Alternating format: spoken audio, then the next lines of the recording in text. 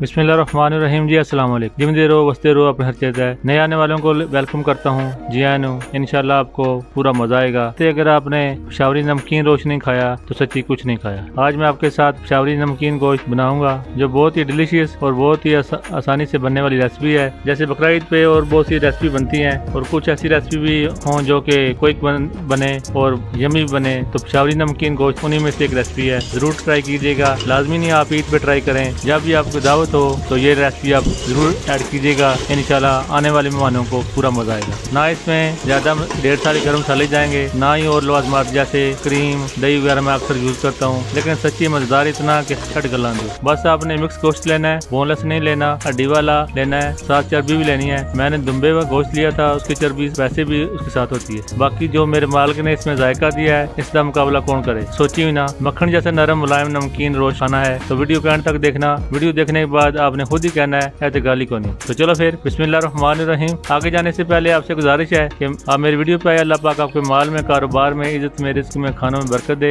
बिना लाइक बिना सब्सक्राइब किए आगे मत जाइएगा। शुक्रिया। चलते हैं रेसिपी की तरफ।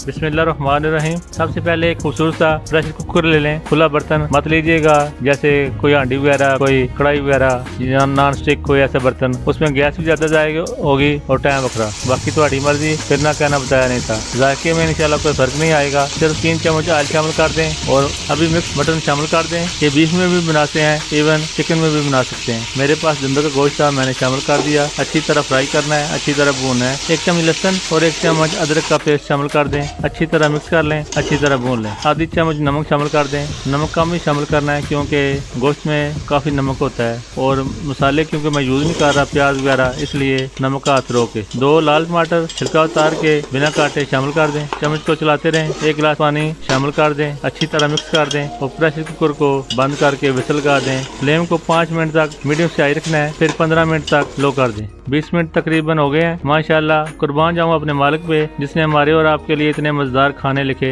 एंजॉय करें, अल्लाह की नेमतों का शुक्र अदा करें। जिंदगी ने साथ दिया तो फिर मुलाकात होगी किसी नई रेसिपी के साथ। अपना और अपनों का बहुत सा ख्याल रखिएगा। बिना लाइक बिना सब्सक्राइब के मत जाइएगा। शुक्रिया नवाजिश। रेसिपी ट्राई जरूर कीजिएगा, इंशाल्लाह आपको पूरा मजा आएगा। चंगा फिर, अल्लाह हाफिज।